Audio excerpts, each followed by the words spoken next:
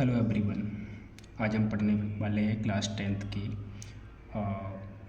Robert Frost द्वारा लिखी हुई पोएम डस्ट ऑफ स्नो। इसके बारे में आज हम पढ़ने वाले हैं। रॉबर्ट फ्रॉस्ट के बारे में थोड़ा जान लेते हैं। Robert Frost is a famous American writer. He is known for writing about nature and human. एक बहुत ही प्रसिद्ध अमेरिकी राइटर थे। He is known for writing about nature and human. ये किस लिए जाने जाते हैं? ये नेचर और ह्यूमैनिटी और ह्यूमन नेचर के बारे में लिखने के लिए जाने जाते हैं। Okay, before moving on the poem let's know about the poem. कुछ चीज़ें पोएम के बारे में हम जान लेते हैं पोएम को पढ़ने से पहले कि पोएम क्या कहना चाहती है या क्या संदेश देना चाहती है। चलो इसको हम पहले समझते हैं, उसके बाद हम पोएम पे जाएंगे। दिस पोएम टेल्स अस, यह कविता हमें बताती है हाउ अ स्मॉल इंसिडेंट, कैसे एक छोटी घटना in nature can bring a positive change in a persons mood. कैसे एक छोटी सी घटना एक व्यक्ति की मनोदशा में बदलाव कर सकती है। इसका मतलब ये है कि जो पोएट है वो कहना चाहता है या हमें बताना चाहता है कि छोटे छोटे मूवमेंट्स, छोटे छोटे चेंजेस भी बड़ा बदलाव ला सकते हैं। पोएट ने ऐसा क्यों कहा? क्योंकि उसने वो चीज़ें कभी ना कभी फेस करी होंगी और उनको फील किया होगा। इसीलिए नीचे लिखा हुआ है कि poet was feeling sad but N unexpected. एक दिन क्या हुआ कि कवि बहुत उदास था। जिसने इस कविता को लिखा है रॉबर्ट फ्रॉस्ट, वो बहुत उदास थे। But N unexpected events transformed his thoughts. एक अप्रत्याशित घटना हुई, छोटी सी घटना हुई उनके साथ, और जिस घटना ने उनकी मनोदशा को बदल दिया। एंड शेप्ड हिज डे, और उनका दिन खराब होने से बचा लिया। ओके, इस चीज़ के माध्यम से हम कविता के बारे में थोड़ा समझ पाए हैं। लेकिन एक पूरी घटना क्या हुई थी उनके साथ में, या पोएट के साथ क्या घटना थी जिससे उनका दिन खराब होने से बच गया, इसको जानने के लिए हम समरी पे जाते हैं। समरी को पढ़ते हैं। पोएम की समरी क्या है। ओके ठीक है, let's move on the summary of the poem. Poet was having a bad day. जो पोएट है उसका दिन खराब जा रहा था। पोएट जो है उसका दिन खराब जा रहा था। अक्रोशूक, एक जो कौवा आया वहाँ पे, शूक हेमलॉक ट्री, उसने क्या किया, हेमलॉक ट्री जो होता है उसकी शाखा को वहाँ हिला दिया। इससे क्या हुआ, सम स्नो फेल ऑन हिम, बर्फ़ के कुछ टुकड़े जो पोएट है उसके ऊपर गिर गए। This small incident changed his mood. Incident, it means incident, change his mood, उसका इस छोटी सी घटना ने पोएट की मनोदशा को बदल दिया। And made him feel happy, और उसको प्रसन्न कर दिया। उसका मूड बदल गया, मूड चेंज हो गया, सैड से हैप्पी में कन्वर्ट हो गया। पोएट कन्वेज, कवि संदेश देना चाहता है। Poet conveys the message that even small moments can have great impact in our life. छोटे छोटे पलों का भी हमारे जीवन में बड़ा प्रभाव होता है। छोटी छोटी चीज़ें भी बड़ा बदलाव ला सकती हैं। ये कवि कविता के माध्यम से हमको बताना चाहता है। चलो पोएम पर आगे बढ़ने से पहले हम थोड़ी चीज़ों को समझ लेते हैं।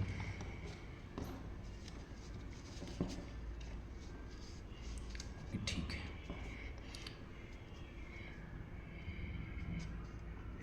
Now let's read the poem loudly. हम पोएम को पढ़ते हैं, फिर जो भी एक फर्स्ट स्टैंजा का मीनिंग होगा उसको हम समझेंगे। सबसे पहले फर्स्ट स्टैंजा को पढ़ते हैं, उसके बाद उसके मीनिंग को समझते हैं। The way a crow shook down on me. The way it means जिस तरह से, द वे इट मीन्स जिस तरह से, अ क्रो एक कौवा, शूक डाउन ऑन मी एक कौवे ने गिराया, the dust of snow, the dust of snow from a hemlock tree, जिस तरह से एक कौवे ने बर्फ़ के टुकड़े, बर्फ़ की बौछार मेरे ऊपर कर दी। कहाँ से? फ्रॉम अ हेमलॉक ट्री, एक हेमलॉक के वृक्ष के ऊपर से।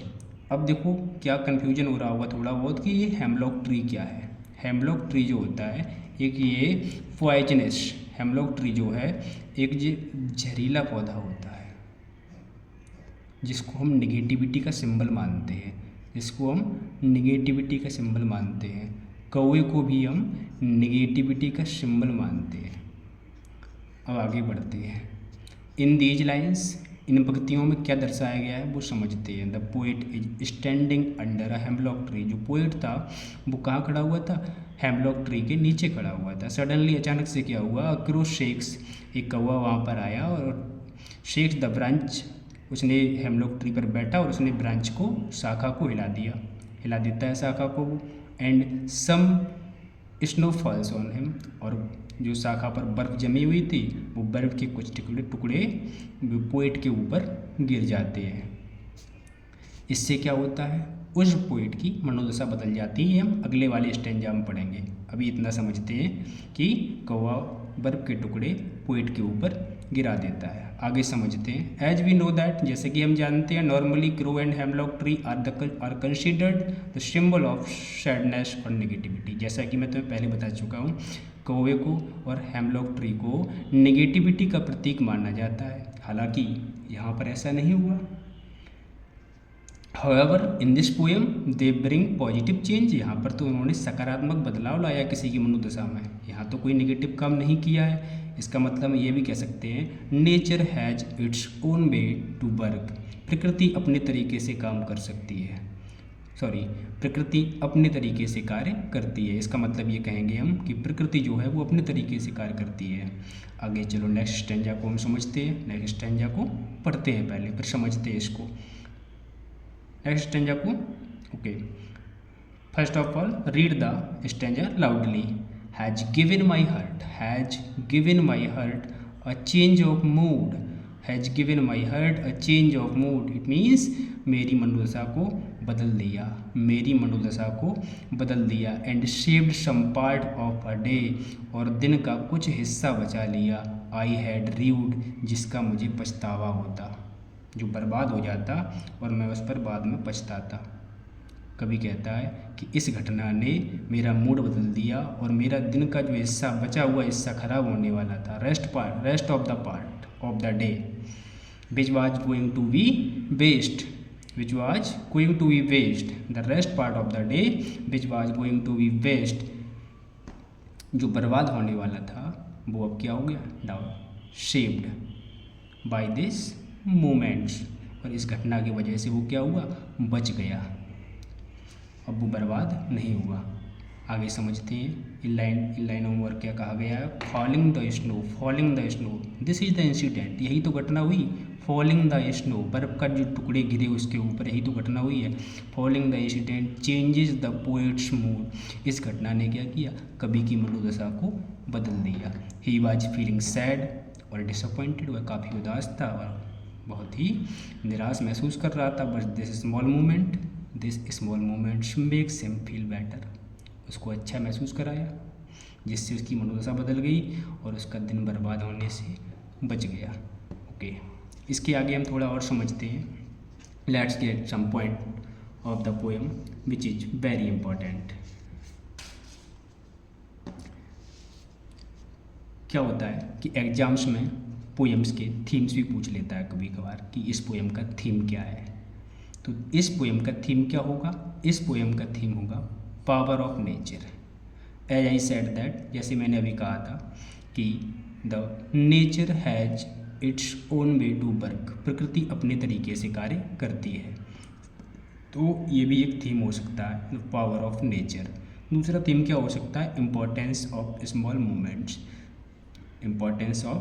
Movements, this is the key, the main theme of the poem, यही तो मुख्य थीम है पोएम का, कि छोटे छोटे पल, छोटे छोटे एक्शंस या छोटे छोटे घटनाएं जीवन में बड़ा बदलाव लाती हैं। स्मॉल मूवमेंट्स कैन मेक और can bring big changes in our life, यही तो मोरल ऑफ द स्टोरी है।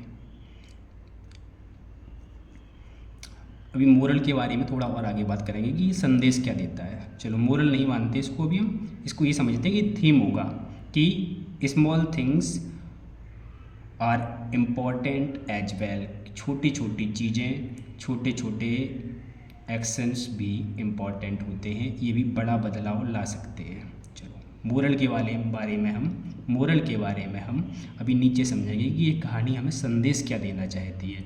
मैसेज ऑफ द पोएम, यहाँ पे आते हैं हम, message of the poem. The poem teachers, ये कविता हमें सिखाती है, क्या सिखाती है, दैट कि even small incident can change our mood and make our day better. छोटी छोटी जो घटनाएं होती हैं, छोटे छोटे जो मूवमेंट क्षण होते हैं, वो भी बड़ा बदलाव ला सकते हैं। इसलिए हमें हमेशा पॉजिटिव और एनर्जेटिक रहना चाहिए, क्योंकि कभी कभी छोटी छोटी कोई घटना होगी जो हमारे जीवन को बदल सकती है, बदलाव ला सकती है। इसलिए कभी भी निराश नहीं होना चाहिए, हमेशा ही कैसा एनर्जेटिक एक्सीलरेटेड रहना चाहिए।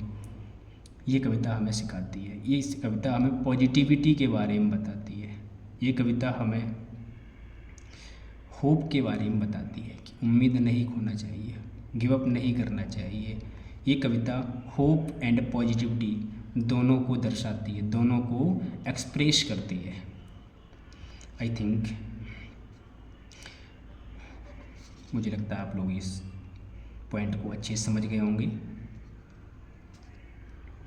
आगे देखते हैं पोएटिक डिवाइसेस के बारे में।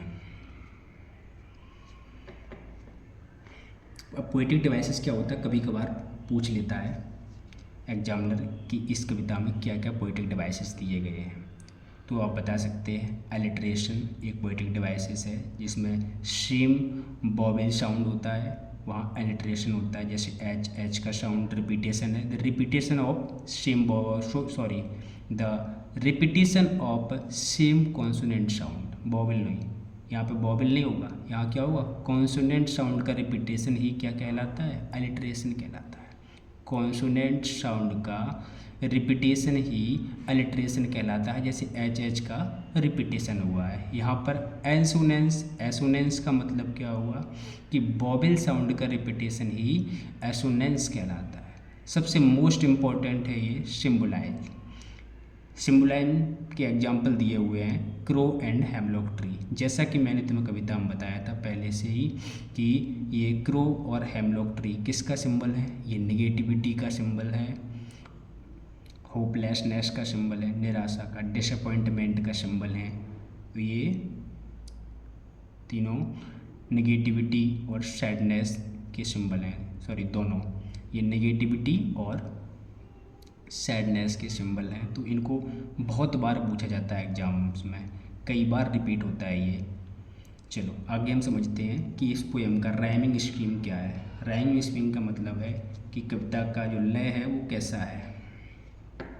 आगे समझते हैं इस चीज़ को। इस कविता का जो राइमिंग स्कीम है वो है ABAB CD। जब कविता आप पढ़ेंगे तो इस चीज़ को आप समझ जाएंगे कि ABAB CD कैसे हुआ ये। चलो आशा करता हूँ कि आप लोगों को ये अच्छे से समझ में आया होगा पॉइंट। जहाँ भी समझ में नहीं आया वहाँ पे आप कमेंट करके पूछ भी सकते हैं कि ये पार्ट को दोबारा एक्सप्लेन कर दो या समझ में नहीं आया। अगर आपको यहाँ लगता है कि ये इस वाले पॉइंट पर समझ में नहीं आया तो इसका मतलब है repetition of consonant sound, H, H का रिपीटेशन हुआ है, इसका मतलब एलिट्रेशन बनेगा। Thank you so much.